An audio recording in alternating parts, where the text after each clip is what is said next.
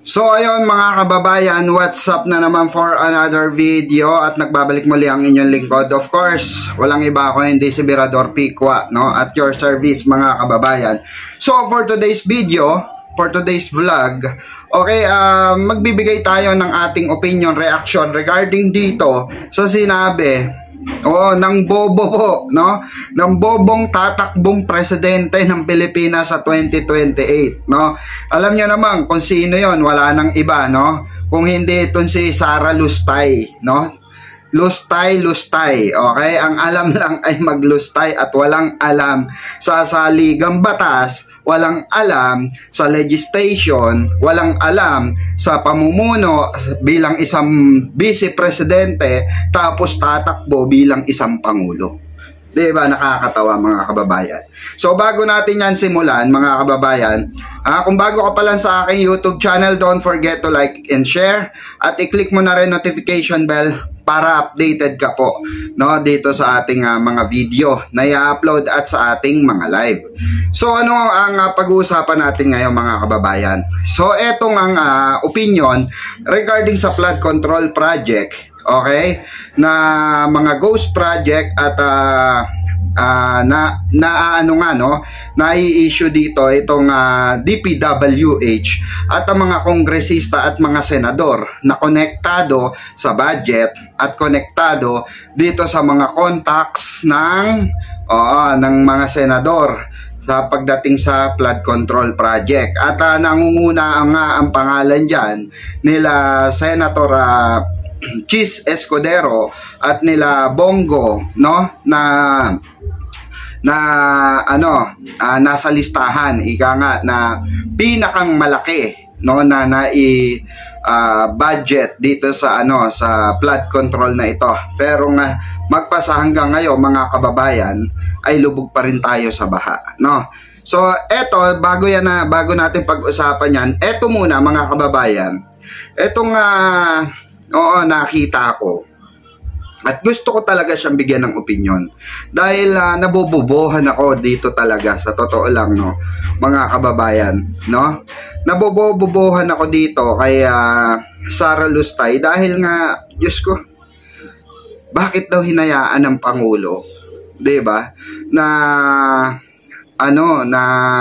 hawakan yung budget o ang legislation ng mag-aano ng budget. Ang bobo talaga. Ito, pakinggan natin The move of our former ally, President Ferdinand Marcos Jr., to conduct lifestyle checks on all government officials. She called for a thorough review that she says should go beyond merely checking officials' asset reports. Ayan, yun sa lifestyle check. Okay, nagbigay rin ng opinion dito si Sara Duterte, no, at sa mga mga bagay-bagay. So eto. Duterte adds evaluation should also check on the identity of supposed fronts of government officials. Lifestyle check was ordered as the government probes the allegedly massive corruption in flood control projects.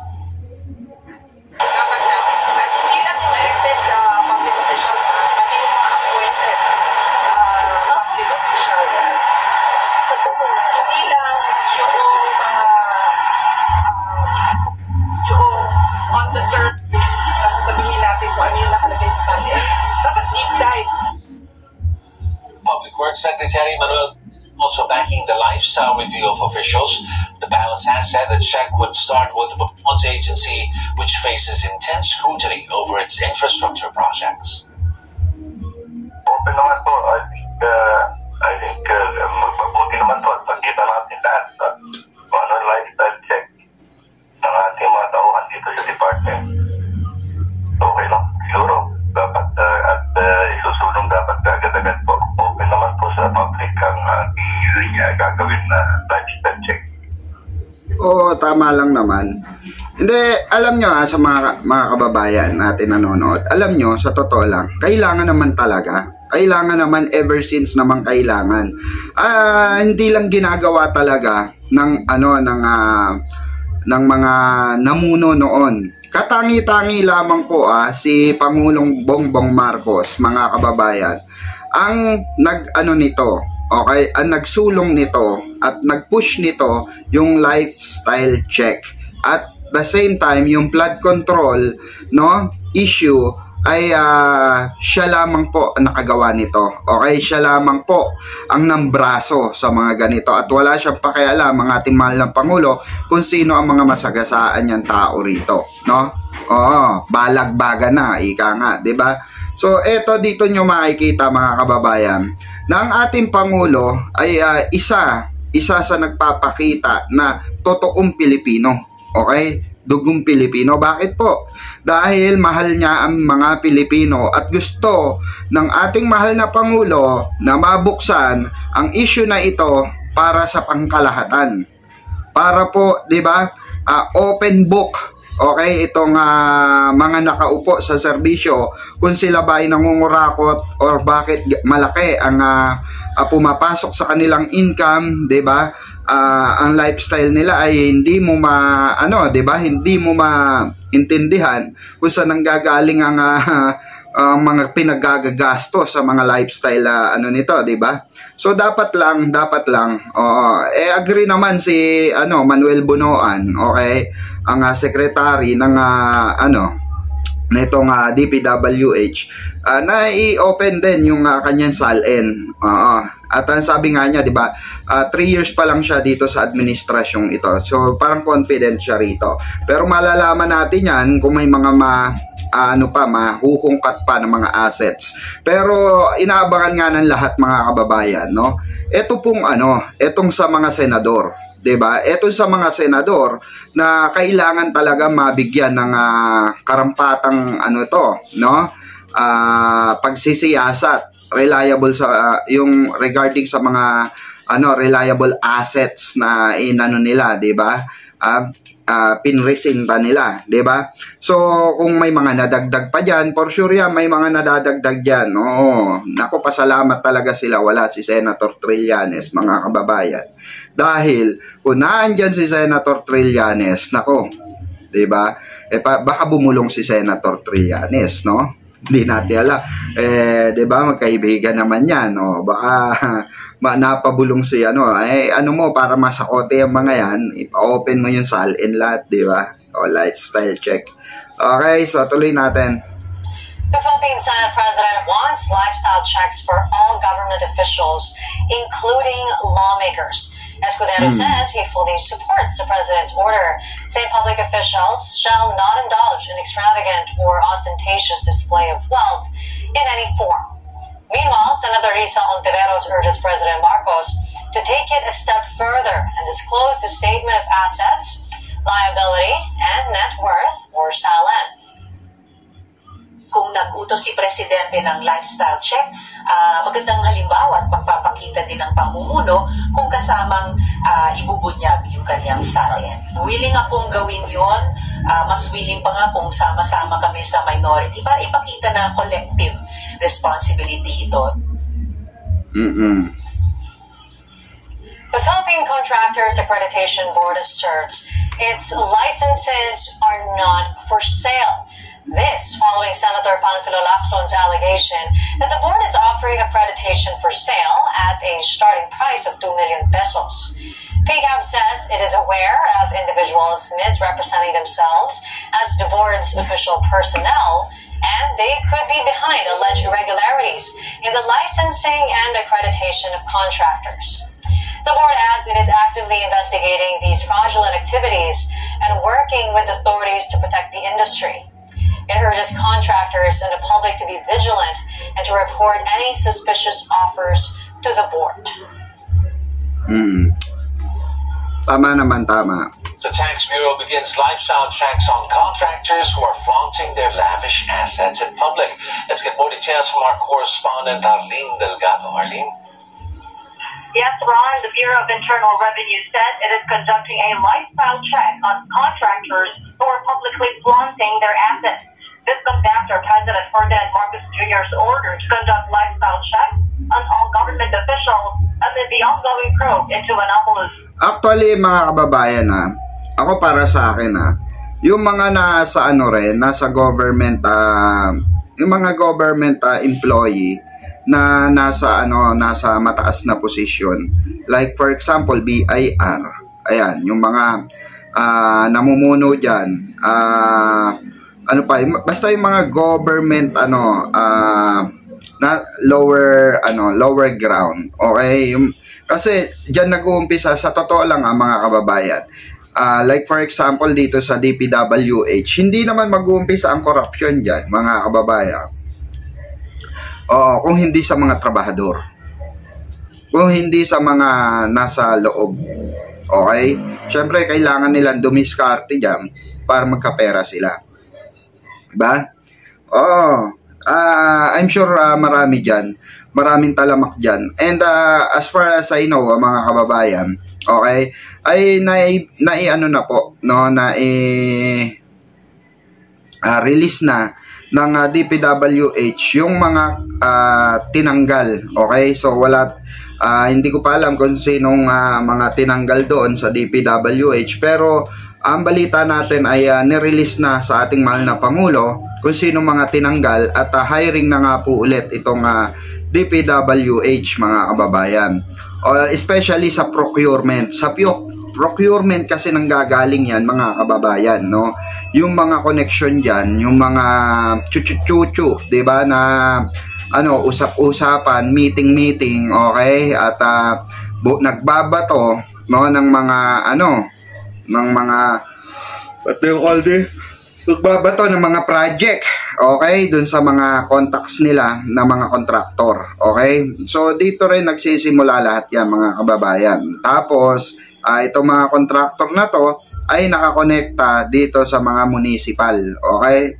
Municipalities, okay? Dapat talaga masumpo yan. Pero alam nyo, sa totoo lang mahirap, mahabang proseso ito, mga kababayan. Pero pag nangyari ito, mga kababayan, okay, pag ito ay nasa kote ng ating mahal na Pangulo, kasi ito ay napakalaking sindikato talaga nito. Diba? Tama si Senator Panfilo Lacson, mga kababayan. Napakalaki pong nito, sindikato itong kalaban ng ating mahal na Pangulo, dahil sindikato po ito sa loob ng gobyerno. Diba? Tuloy natin itong lifestyle check. Flood control projects in the country. DNR Commissioner Romeo Lamati Jr. said they will determine whether these contractors with lavish lifestyle are tax compliant.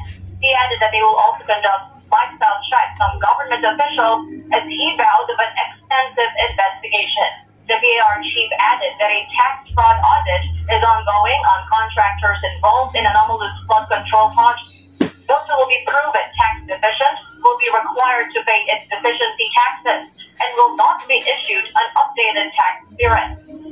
So disqualified in the government procurement and final settlement for existing government contracts, they won't face tax evasion cases, according to the deficiency tax assessment against contractors who will be proven involved in ghost flood control projects. Back to you, Ron. Thank you very much, Arlene Delgado. Curious pa kayo sa anong pagiging movie writer? Kaya mga kababayan, kayo ba sa tingin nyo, dapat ba talagang i-lifestyle check ang lahat? Ako, para sa akin, suportado ko si mahal na Pangulo dyan. At marami naman nakasupport sa ating mahal na Pangulo. Dahil nga dito sa, diba? Mga anomalyang proyekto ng mga ghost project dito sa DPWH. Pero kaugnay nga niyan, mga kababayan, no? Syempre meron rin sinabi si Attorney Claire Castro regarding dito sa sa lifestyle check, at nagbigay siya ng mga puntos kung paano ang gagawing lifestyle check at paano ang proseso. So ito, pakinggan natin, mga kababayan. Magandang araw, Malacanang Press Corps. Ipinag-utos ni Pangulong Ferdinand R. Marcos Jr. ang pagkakaroon ng lifestyle check sa lahat ng mga opisyal sa gitna ng investigasyon patungkol sa maanumalyang flood control projects. Kasabay nito, binigyan diin ni Pangulong Marcos Jr. ang tuloy-tuloy na pag-check sa mga records ng DPWH kaugnay sa mga maanumalyang proyekto. Ongoing din ang investigation ng pamahalaan upang matukoy ang mga nasa likod ng mga proyektong dapat sana ay makakatulong sa solusyon ng malawakang pagbaha sa bansa. Sa ngayon, personal na na-inspeksyon ng Pangulo sa Marikina, Iloilo, Bulacan at Benguet. Ilang araw matapos na matanggap ang mga reklamo. Grabe kasi ang ano dyan, no, mga kababayan. As of 9 a.m. Grabe ang baha dyan. Umabot na sa 9,020 na reports kaugnay sa flood control projects ang natatanggap ng Pangulo. Muling hinihikayat ng pamahalaan ang taong bayan na makialam at isumbong sa Pangulo ang mga sinabing flood control projects. Hindi na nakakagado ng ginagawa mo. Nung nakita ka niya, it might be a little painful. Baka masakot dyan yung mga tao na malapit sa atin. Ngunit kahit malapit sila sa atin, mas malapit naman siguro sa puso natin yung taong bayan. Kaya sila ang unahin natin. At maaari na po tayong tumanggap na inyong mga katanungan. Please be reminded that only one follow-up question is allowed. Thank you. Para po sa unang katanungan, Ms. Maricel Halili, TV5. Magandang umaga po, Yusek. Yusek, tungkol po kay General Torre, ano po yung posisyon na sinasabing pwedeng i-alok ng Pangulo kay General Torre? Hindi pa po natin maisisiwala tungkol po dito. Pero confirm po na may naalok po posisyon. But may we know the reason or what convinced the President to relieve General Torre as PNP chief? We all know na nagkaroon po sila ng issues between NAPOLCOM and General Torre. But what really convinced the President to remove him? Maliwanag lang po siguro ang pagkakasabi ni Secretary John V. Trimulya kahapon at mayroon mga issues na hindi na pagkasunduan at we just have to respect the wisdom of the President on this matter. Sorry, just one quick follow-up po. Pero, ganun po ba katindi yung naging issue? Because despite the things that were accomplished by General Torre, he led the arrest of former President Duterte, kay Pastor Kibuloy, and this messy transition could have been prevented if the position was announced first, the new position was announced first before he was relieved. So, what really happened? Huwag naman natin masabi nagkaroon ng messy transition because nagkausap naman po sila at alam po natin na naiintindihan ni General Torre kung ano yung naganap at nirespeto rin po niya kung ano po yung naging desisyon ng Pangulo. Sorry ma'am, alam ko hanggang 2 questions lang, but quick follow-up. Is it a cabinet position po yung i-offer kay General Torre? Ibibigay po namin na detalye kapag po naayos na po at nabigay na po ang pagsang-ayon ni General Torre. Salamat po, Yusek. Thank you. Luisa Cabato, Inquirer.net. Good morning po, Yusek. Ano pong reaksyon ng Malacanang sa sinabi ng Makabayan Bloc na yung pagkaalis po kay Torres sa posisyon shows that there are widening cracks sa Marcos administration? Hindi po yan nangyayari at hindi po yan ang nakikita natin dahil sabi nga po natin si General Torre ay napakagaling na public servant at maaari po pa rin siyang magsilbi sa bayan. So hindi po natin nakikita na kung ano yung nakikita ng Makabayan Bloc. Thank you. Tristan Otalo, Newswatch Plus. Hi, Yusek. Good morning po. Si Davao Acting Mayor Baste Duterte sa isang interview po sa The Netherlands ay kinwestiyon yung motive ng flood control probe ng Marcos administration. He even said that it is a PR stunt kasi ginagawa niyang press release yan ngayon, PR stunt, and arguing that Marcos cannot escape accountability after 3 years in office. So maybe the question is, how does Malacanang want to assure the public that this probe is not just for image cleansing? Sino po yung sinabi yung public official? Mayor Baste po. Nasaan po siya ngayon? Nasa The Netherlands. Wala po sa Davao City. Okay. Sinasabi niya po na ito yung PR stunt. Manood na naman po siya. Thank you po. Next is Alvin Baltasar, Radyo Pilipinas.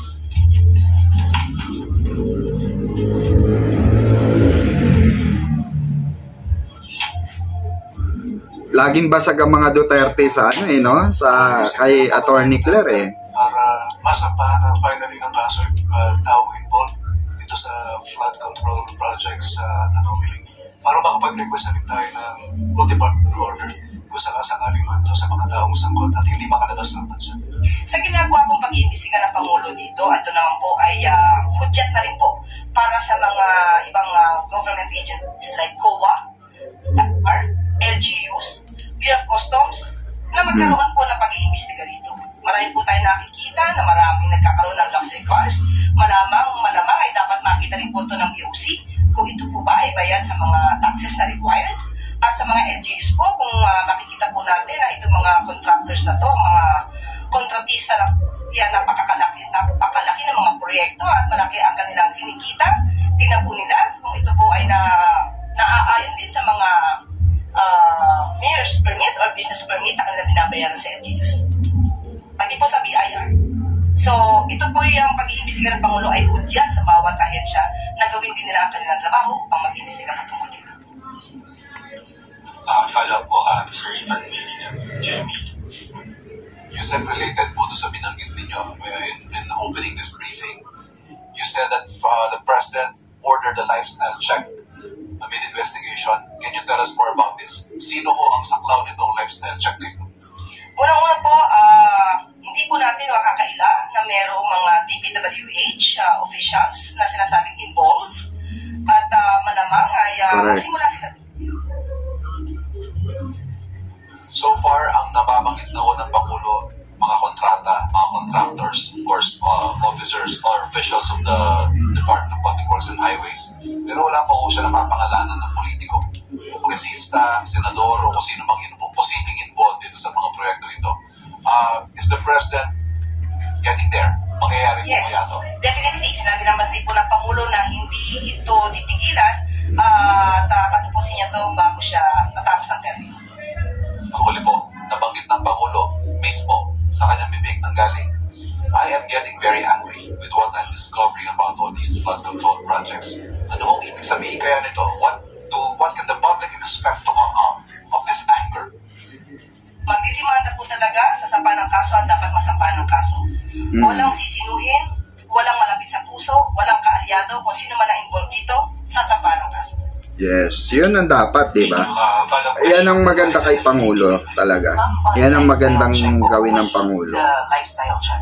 Sa bawat ahensya, meron naman po na pwedeng magkaroon ng lifestyle check. Ang Ombudsman pwedeng mag-initiate. Ang BIR pwedeng mag-inspect, magkaroon ng lifestyle check. Sa bawat ahensya na may sakop sa kanya, DPWH, pwede rin po. So yun po, kung sino po yung may ahensya na dapat magkaroon ng pag-lifestyle check, gawin po nila. Ito magsisimula po sa DPWH, pero will this cover all departments po under executive? Lahat na may involved patungkol muna sa flood control projects na maanumalya. Salamat po. Thank you. One last follow-up, Alexis Romero.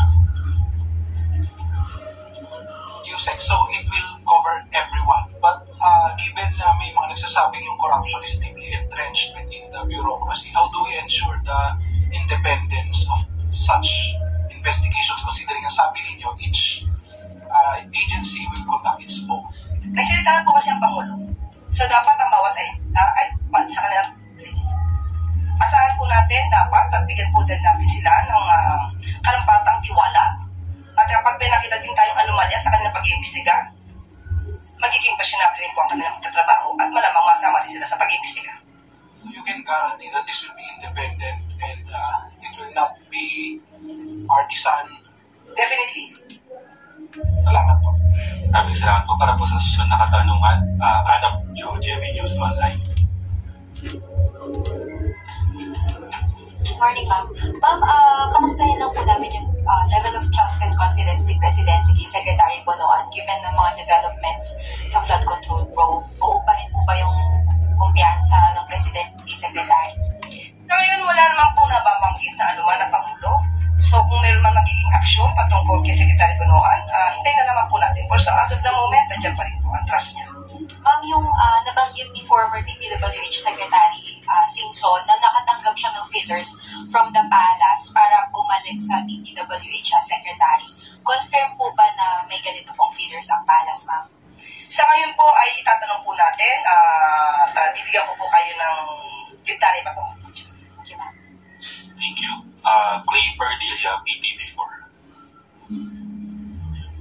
Good morning po, Yusek. Yusek, can you confirm the revelations of Comeridon that ghost and substandard projects in Bulacan and in Benguet were included in the NEP, possibly making DPWH so responsible for this? How did the President confront Secretary Bonoan at ano po yung naging response niya? Kung naman po ay a priority project at na-NEP, mas accountability is stricter. Mas lalo itong tututukan ng Pangulo. Pero ito man po ay nasa NEP o parte ng insertions at proyekto ng ibang mga politiko, hindi po man nangangahulugan na hindi imbestigahan. Lahat po yan, pantay-pantay na imbestigahan. Tristan Nadalo, Newswatch Plus.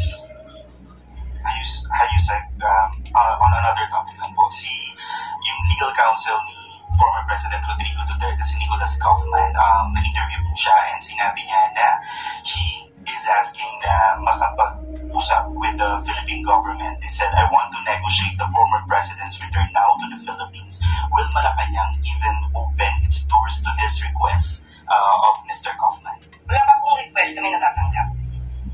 But kung dumating man po yung request, ma'am, willing ba ang Malacanang makipag-usap? It's so hypothetical right now. So, magbigay muna siya ng request. Thank you. Bettina Onite, Manila Bulletin.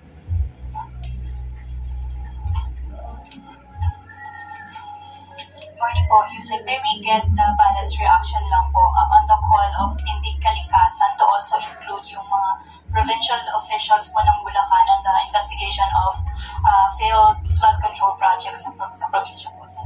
Lahat po ng kasabwat ay naman po sa Pangulong Marcos Jr. Lahat ng kasabwat, lahat na may kinalaman at lahat na nakipag-conspire sa ganitong klase mga anomalyang flood control projects, lahat po yan ay kasama sa pag-iimbestiga. Ivy Reyes, Billionario. Good morning po, Yusek. DPWH Department Order 148 amends the responsibilities of key officials and Undersecretary Roberto Bernardo is out of the list. Wala rin po siya sa official director ng DPWH. Can you confirm po if he's still with the DPWH? As of now, on medical leave siya. Yun pa lang yung update natin. Thank you po. Follow up na lang din po. Yung pong contractors sa Benguet rock netting project at Rockshell project ay dating tumakbo po under Partido Federal. May comment po ba ang panas on this? Kaalyado o hindi kaalyado, kung sila po ay kasangkot sa mga anomalyang project, paiimbestigahan ito. Thank you po. Tuesday, DCWB. Lumabas po ma'am sa ilang reports recently na nag-submit si Mayor Benji Magalong kay Presidente ng documents folder of some anomalous flood control projects. Ito na po ba yung sinasabi before ni Mayor Magalong na may 57 di umano na mga mambabatas yung hinihinalang sangkot dyan sa ilang mga proyekto na yan? At kung sakali ma'am na kay Presidente na at pinag-aaralan na yan, ipapatawag ba niya for a one-on-one meeting si Mayor Magalong para malinawan yung mga dokumento na yan? Opo, nakapag-submit po ng mga dokumento si Mayor Magalong ay Pangulo at ang Pangulo naman po ay open na makausap si Mayor Magalong. Kahit naman po sino ay open ang Pangulo kung ito naman po ay patungkol sa mga anomalyang flood control project. So, kahit sino po, lalo-lalo po si Mayor Magalong, welcome po ang Mayor para makausap po ang Pangulo patungkol po siya. Another follow-up, ma'am. Just today, ma'am, may statement si Senador Panfilo Lacson na masakit man daw niyang sabihin pero dinescribe po niya ang PWH as one big criminal syndicate ngayon dahil doon sa mga anomalous flood control projects. Ano po ba ang pwedeng gawin ng palasyo para yung ganitong image sa DPWH na laging nadidikdik ay mawala naman sa isip ng publiko? Opo, kaya nga po hindi nagbabanggit agad ang Pangulo kung sino man agad ang involved dito dahil ayaw niya pong magasa ng mga inosenteng tao na hindi man involved. Kung yan po ang pananaw ni Senator Lacson, tandaan po natin, hindi naman po lahat ng tao sa DPWH ay maaaring involved. At katulad ng ginagawa po ng Pangulong Marcos Jr., pinapaimbestigahan niya po lahat para po malinis at maiayos kung ano po ang naging pagkakamali sa mga maanumalyang flood control projects. Thank you, ma'am. Salamat. Eden Santos, Net 25.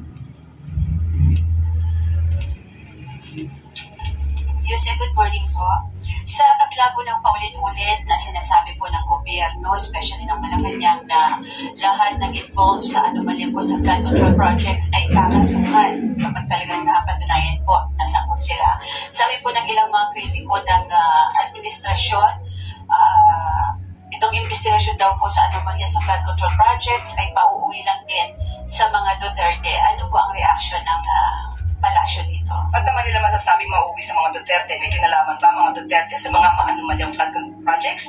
Kung mayroon po, malamang makasuhan din sila. Thank you po. Salamat. Christian Bascones, PRTV.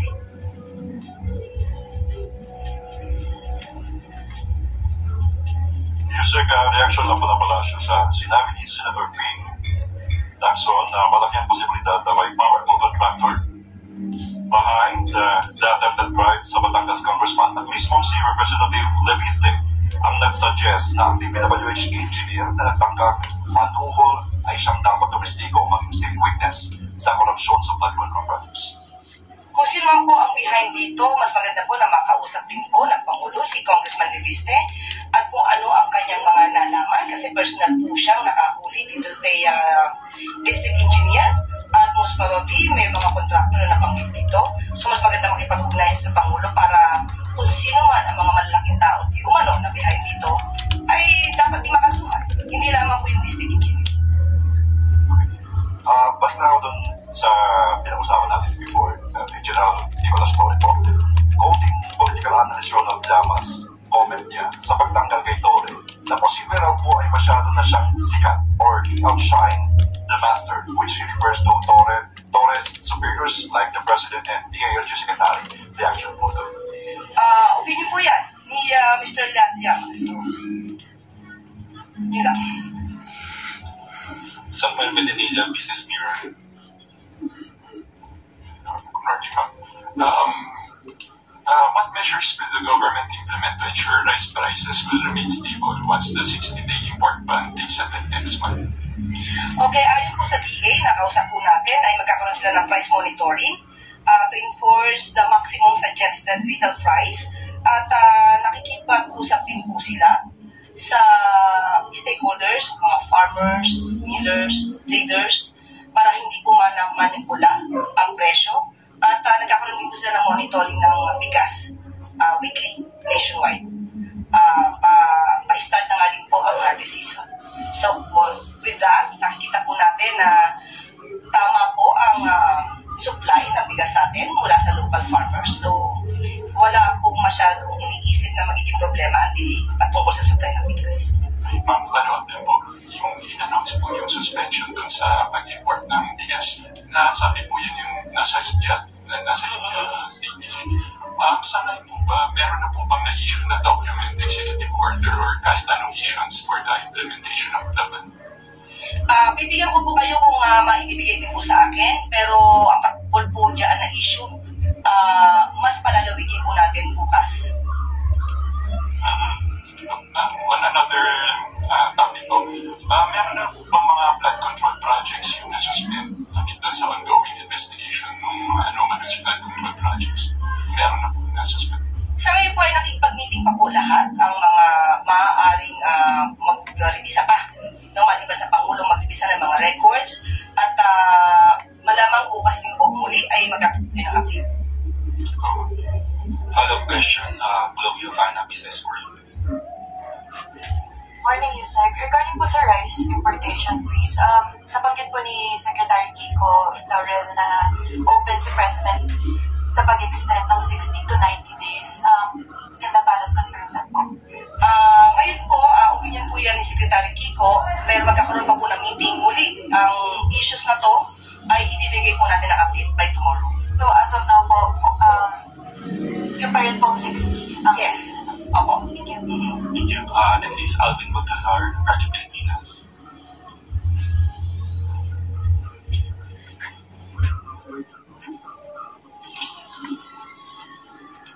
Yusek Alderer, Mothers po. Yusek, we heard that the President will go to Corpon details about dun sa trip niya sa Cambodia? Opo, confirm po na aatin po ang ating Pangulo sa Cambodia sa September 7 to 9. Ang detalye po ay ibibigay na lang po ng Department of Foreign Affairs. State visit. Alexis Romero, Philippine Star. Medyo related, Yusek. Will the President attend the UN General Assembly late next month? Confirmed. Opo. Attend. And what will be his goal in undertaking that trip? Ang mga detalye po nito ay ibibigay na lang po natin at ipapasa po natin sa DFA. Salamat po. Trista Natalo, Newswatch Plus. Okay. Answer ng Bombo Radio. Jose, good morning. Balik po doon sa issue ng reaction lang po from the palace, yung nangyaring panunuhol po ng isang district engineer from Batangas kay Representative Leviste. Accordingly po, itong mga district engineer po ay ginagamit na bagman ng mga malalaking kontratista. Ano po yung reaction ng Malakay? Kahit po naging bagman lang ang naging papel nila, kasabuan pa rin po sila. So, muli panawagan ng Pangulong Junior sa taong bayan, kung kayo may kinalaman, kung sino man ang maaaring dapat na makasuhan, isumbong lamang po sa Pangulo. Maraming salamat, Yusek. Ayan malinaw na malinaw mga kababayan na papakasuhan ng ating mahal na Pangulo. Okay, itong mga sangkot sa flood control project and sa lifestyle check, okay? Lahat yan mga kababayan, ang kagandahan dyan, ang ating mahal na Pangulo na si PBBM ay talagang desidido na linisin, okay? Itong mga maanumalyang project na ito. Linisin ang hanay ng gobyerno ng mga korap, okay? At makasuhan nga regarding sa mga ganitong klase ng panlalamang sa ating mga Pilipino, di ba? So, ayun, hanggang dito na lang muna natin tatapusin ang ating video mga kababayan. Maraming salamat sa mga tumutok. Okay, at shoutout sa inyong lahat dyan. Okay, at sa mga subscriber natin, maraming salamat po. And once again, ito po ang inyong lingkod, Birador Pico at your service. Magandang hapon, magandang gabi, umaga, sa mang kayong sulok ng mundo naroon. Maraming salamat po. Mabuhay po kayong lahat.